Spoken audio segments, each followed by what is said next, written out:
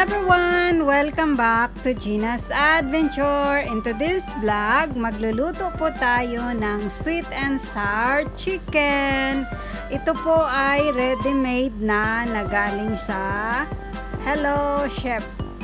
Nandyan na lahat ang ingredients. Hindi ka na mag-isip-isip pa ng mga measurement o kung ilang anong gagamitin mo, kundi gagayatin na lang at yan, nakapackage na lahat.